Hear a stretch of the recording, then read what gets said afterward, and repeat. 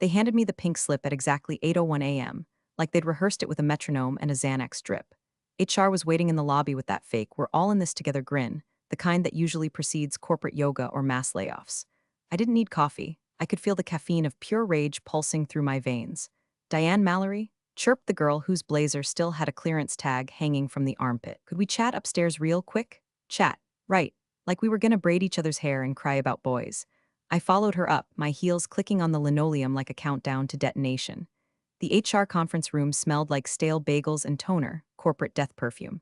There were three of them, all young enough to list TikTok under skills on their resumes. One read from a paper like she was auditioning for community theater. "Due to organizational restructuring, your role has been made redundant, effective immediately. You are being terminated without cause. You will receive." "Stop," I said, holding up one finger, calm as a cat in a birdcage factory. "Print that for me." They blinked, clearly not expecting someone fired before breakfast to ask for receipts. "Of course," she stammered, tapping at the printer. "Thanks," I said, like I was ordering soup. I folded the paper, slid it into my leather folder, and smiled. "Good luck," I added mostly to myself, because they were going to need it, more than they could possibly comprehend. And hey, quick sidebar before we go any deeper. If you're still listening and not already subscribed, take a second and hit that button. 97% of folks just tune in and vanish like middle management after a scandal. Help me reach my first ever 10,000 subscribers.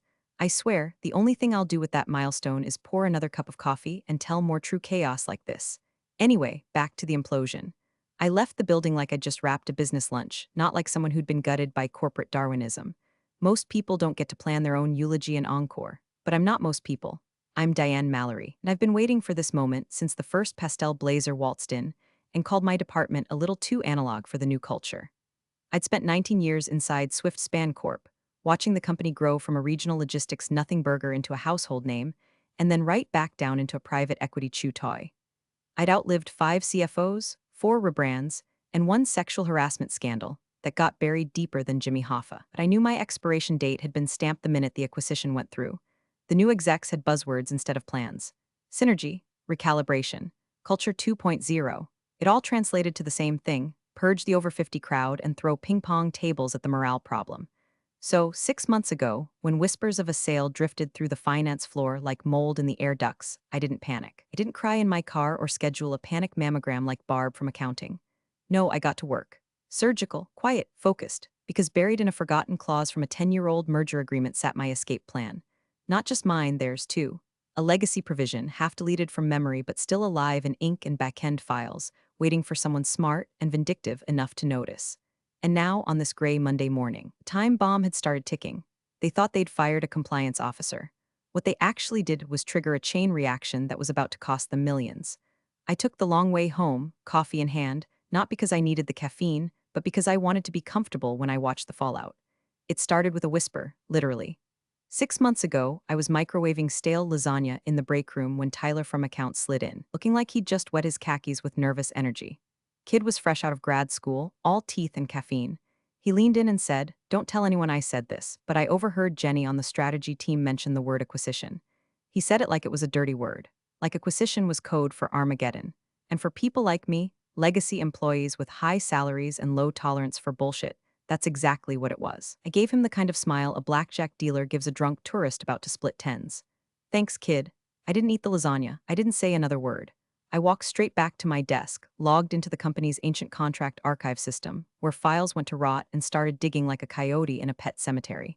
The thing about being a senior compliance officer for nearly 2 decades, you don't just read policies, you remember them. You remember which mergers had hastily tacked on equity policies, which severance clauses got cut for budget, and which ones were buried under jargon so dense it could qualify as dark matter. Somewhere between my third cup of gas station coffee and the 8th hour of scrolling obsolete PDFs, I found it. Appendix C Financial Risk Memo PDF. The file was dated 2013, back when SwiftSpan had swallowed a smaller West Coast logistics firm. Ghost of a merger, so quiet most of the C-suite didn't even remember it happened. But I remembered, because it was the first time I'd ever heard the phrase poison pill used in a boardroom without irony. I clicked it open, and there it was. Clause 7.12b, written in the kind of dry legalese that makes your eyelids sweat. In the event of an acquisition, merger, or change of control, the employee terminated without cause within 30 days shall trigger immediate vesting of all unvested equity units across all departments and levels. Furthermore, The board shall authorize severance multipliers to equal or exceed the accrued value of vested units. One sentence. One neutron star of liability. The clause was likely meant to protect early execs from being gutted in a hostile takeover, but nobody ever cleaned it out because nobody expected anyone to remember it, and nobody expected someone like me to find it. I didn't report it. I didn't even print it. I relocated it. You see, the true art of vengeance isn't in the explosion, it's in the wiring, the placement, the patience. During the next monthly HR policy review, I logged a revision request under the Compliance Change Form 9C2, one of those back-end forms no one reads unless there's an audit or lawsuit. I attached the clause, reworded just enough to look like a routine update, and flagged it as per Legacy Integration Protocol, Ref. 2013 Acquisition. I saved it to the server with a fresh timestamp. Then I renamed the file Appendix C Financial Risk Memo PDF. Same name, same bomb, new fuse, nobody noticed. Not HR, not legal. Not the infant VPs who thought corporate governance meant a Slack emoji policy. From there, I mapped the rest of the system like a burglar casing a mansion. I traced the clause's triggers through the employee equity system, HR termination flows, and legacy vesting protocols.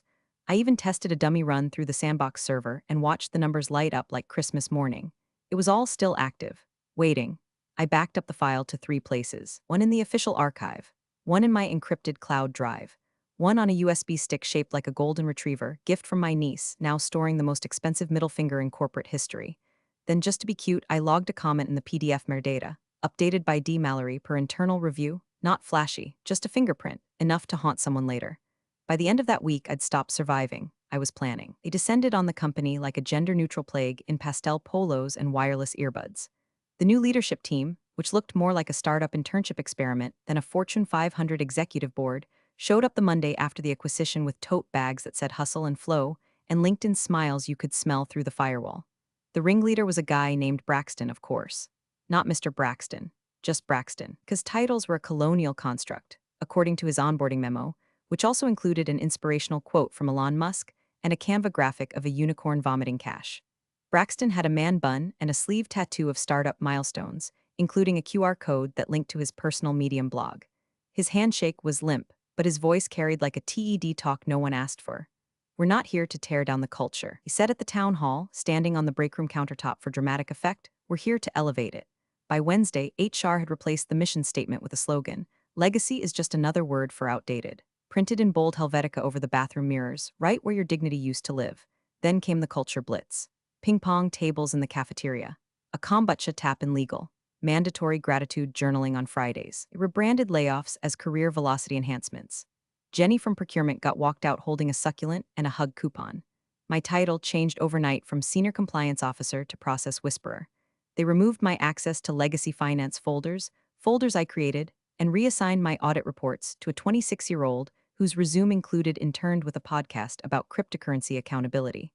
I watched it all from my desk, didn't raise my voice, didn't blink, just drank my coffee like it was a witness statement. "You should smile more," Braxton told me one day in the break room. He was wearing joggers with a blazer and typing on a foldable Bluetooth keyboard.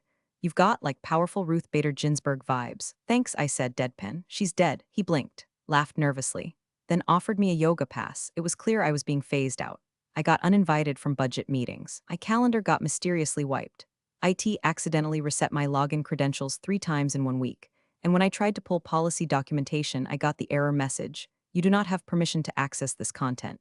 Contact your administrator." I was the administrator. The kicker? They installed a foosball table in what used to be the compliance review office. I walked past it every morning like a graveyard. Every time the ball clacked, I imagined it was another unvested stock option hurtling toward bankruptcy. But I kept showing up, kept logging in, kept smiling just enough to stay invisible, because they thought they'd neutered me. What they didn't know was that the clause they couldn't see, buried in the bones of the system, was still there, alive, and it was hungry. They were tightening the noose. But the rope, I tied that 6 months ago, and every pastel-wrapped decision they made was one more twist. Quiet ones always get mistaken for powerless. That's the magic trick. While the pastel warlords played hacky sack with middle management careers, I spent my evenings in the one room they hadn't vandalized yet, Archive 6B. Smelled like printer dust and old toner, my cathedral, my armory. I wasn't just reviewing documents. I was verifying a detonation pathway. First, I pulled up the policy systems directory, mapped the exact access nodes, legacy linkages, and conditional triggers for HR termination flows. The clause I'd reinserted months ago, it was still live, still registered in the HRIS system's change history. Still tagged per compliance continuity protocol, corporate code for don't touch this unless you want to end up in a Senate hearing. Then I ran a breadcrumb check.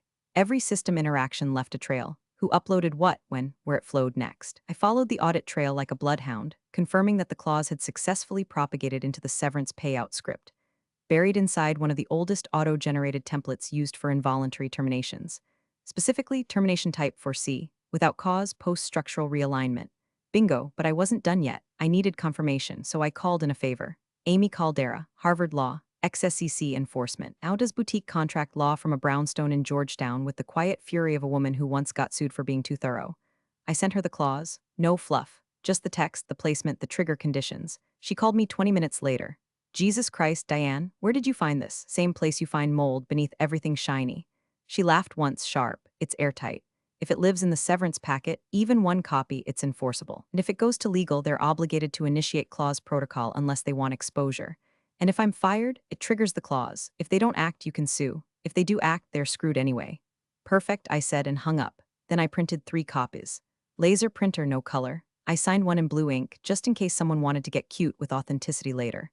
1 copy went in my safe at home. 1 went into a red folder labeled meeting notes and slid into the bottom of my bag. The third, that one lived digitally. Encrypted and embedded into a timed message, an email addressed to the CFO, head of legal, the head of HR, and 3 internal communications officers who handled investor relations. I didn't forget the internal press desk either. There's always one disillusioned comms guy who dreams of being a whistleblower. I made his job easy. Subject line, urgent. Legacy Clause Activation Compliance Memo 7.12b message body was 3 lines. As per protocol outlined in Appendix C Financial Risk Memo, this serves as formal notice of activation due to involuntary termination without cause under acquisition terms. Attached documentation confirms policy linkage and compliance integrity. Attachment 1 PDF. The real brilliance?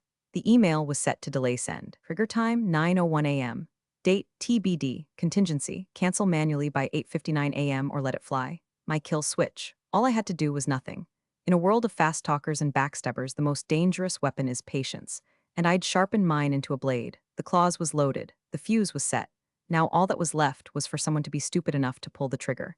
The espresso hit my tongue at 8:59 a.m., smooth and bitter, like closure filtered through a stainless steel portafilter. I sat outside the glass-walled cafe across from Swiftspan HQ, sunlight bouncing off the windows like the universe was winking at me. I didn't bring my laptop. I didn't need it. My hands rested around the ceramic cup like I was warming them over the final campfire of a long war. At 9:01 a.m., the email sent itself. No fireworks, no Mission Impossible music, just a silent click in a distant server room and the soft gasp of a backdoor awakening. They'd planned to erase me from the system by 10 a.m. I got there first. Inside, the systems began chewing through the clause's logic like it was breakfast. Atris pinged the compliance server, which pinged the stock compensation portal, which flipped a dusty internal flag marked. Trigger, Mass Vesting Clause 7.12b. By 9:03 a.m., the equity management system had pushed out over 200 internal notices. Congratulations, your RSUs have vested in full as of today's effective date. Please note, accelerated vesting has been triggered under Legacy Clause Protocol. It was subtle at first. 1 Slack notification, then another, then 5, then 50. Anyone else just get a stock notice? Why did it say I vested? I didn't even apply for early exit. Is this a glitch? At 9:06 a.m., the VP of Engineering's assistant walked into his office with a face like wet drywall and asked, "Did you authorize the compliance system to issue full equity vesting across your entire org?" He said no. That's when the finance team's alert started pinging. Unusual options activity. Internal RSU vesting volume exceeds threshold. Non-forecasted stock obligation detected. They thought it was a bug. A blip. Some junior engineer drunk on Red Bull who pushed bad code into prod. Then they opened the attached file. Appendix C Financial Risk Memo PDF timestamped. Legally signed. Logged into the HR severance packet database 2 months prior. Metadata, updated by D. Mallory. By 9:15 a.m., the panic reached legal. I imagined some poor junior counsel with 3 hours of sleep and a corporate wellness badge getting blindsided mid-bite of his protein bar. He'd read the clause, check it against the protocol tree, realize what it meant. Then he'd scream. All the while, I sat under a sun umbrella, sipping the last of my espresso like I had nowhere to be and nothing left to lose. A woman in a pencil skirt rushed past on her phone, speaking in that corporate staccato panic. "No, I don't know why it's firing. Check the legacy compliance log." I said, "Check it." A Slack thread leaked to my phone via a burner Discord from a friend still inside. #urgent finance ops who authorized 200 plus vestings. Who the hell is D? Mallory, is this a joke? There's a PDF in the legal folder called Appendix C. Why is this sign the cracks had started? And I said nothing.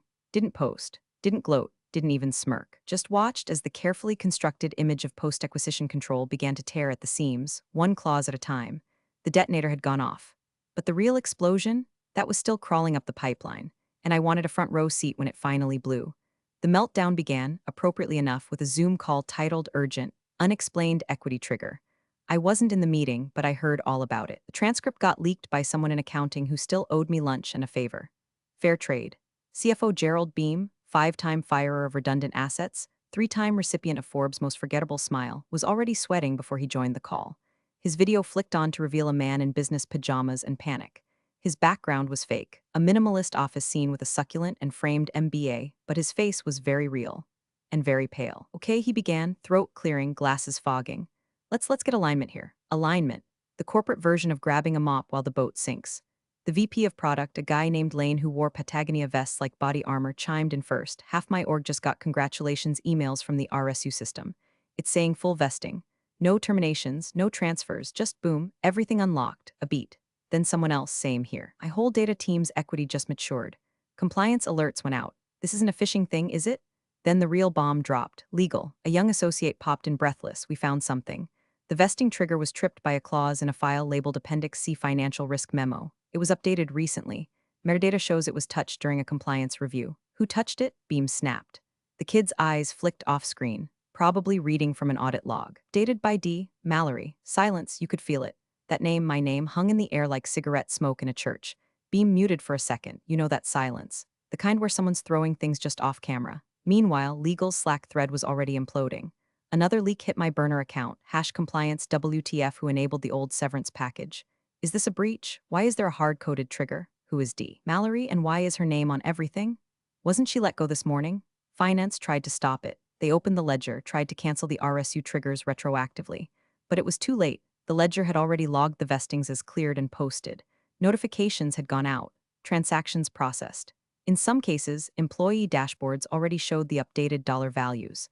Undoing that would require consent. Good luck getting that from 200 employees who just made the equivalent of a down payment on a lake house.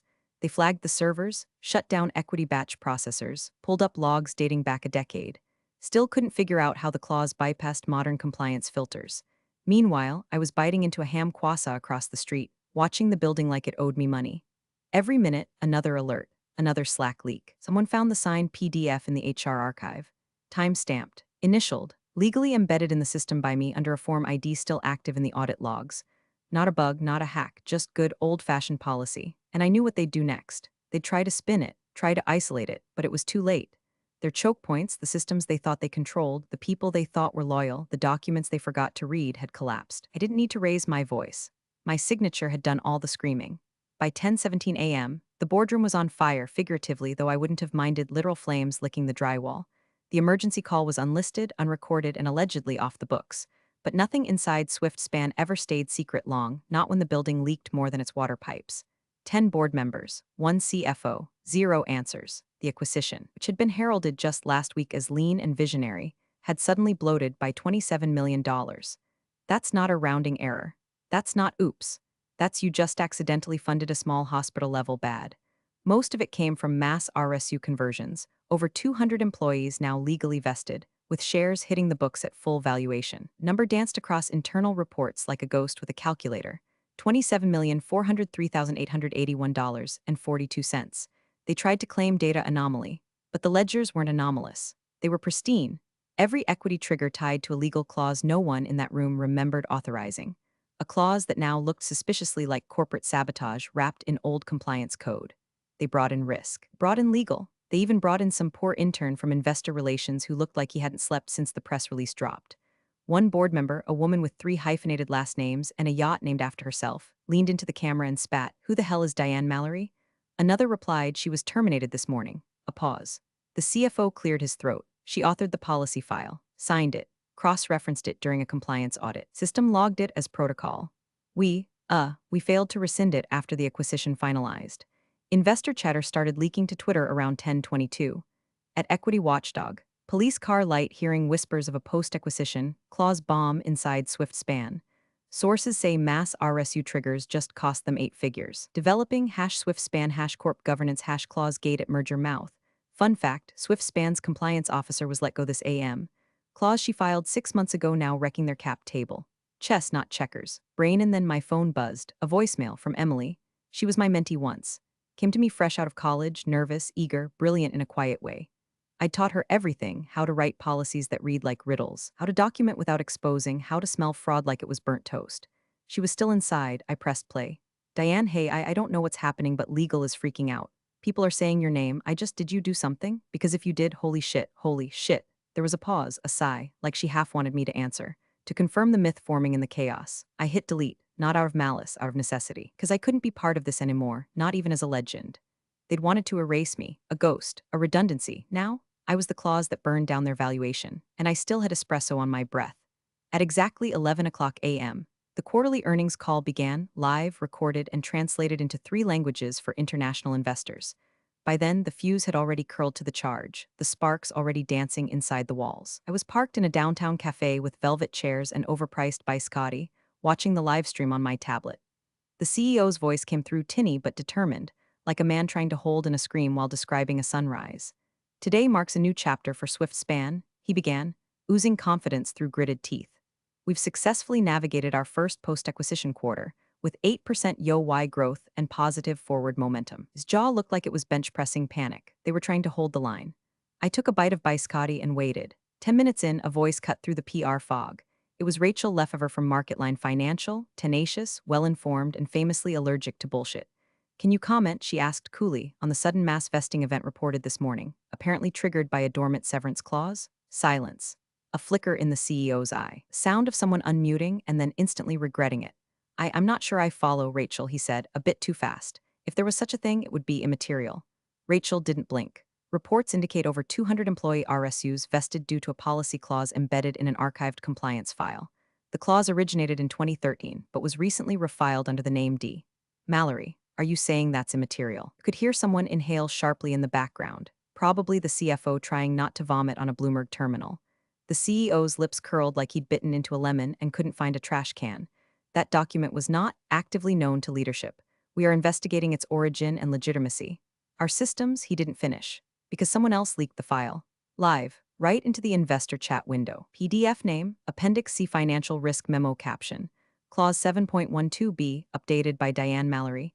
Triggered 200 plus RSU vestings. Enjoy. It was like dropping a lit match into a fireworks truck. Investor questions spiraled. Twitter erupted. At MKT snark breaking, Swift Span just got nuked mid-call by a compliance clause. $27M in RSUs just poofed. The Mallory bomb at Equity Warrior. You mean to tell me a 52-year-old compliance officer they fired this morning buried a financial landmine 6 months ago? And it worked. Clause 7.12, Mallory bomb the stock price, which had been wobbling like a nervous deer, finally dropped to its knees. $48.90, $46.15, $42.00, $39.78. My biscotti snapped in half as I watched the number tick down like a countdown to irrelevance. The CEO stammered something about legacy risk protocols and a robust investigation, but no one was listening anymore. His voice had become background noise to the spectacle. I adjusted the brightness on my tablet, sipped my second espresso. They'd named it, the Mallory bomb, my name, trending, not for scandal, not for shame, but for engineering the cleanest takedown in corporate memory without raising my voice or leaving my chair. I leaned back in the velvet seat, a storm of market volatility swirling on the screen like abstract art. I didn't need revenge. I had footnotes in history now. The email came at 2:03 p.m. Subject line, NDA rescinded Swift Span legal notice. Short, sterile, terrified. Miss Mallory, due to ongoing investigations and unforeseen legal vulnerabilities related to recent equity events, the company is rescinding its previously offered mutual non-disclosure agreement. Please consider all terms voided effective immediately. Translation, they couldn't afford to shut me up anymore. Not because I was loud, because everything I needed to say had already detonated in their earnings report. The media had already picked up the scent.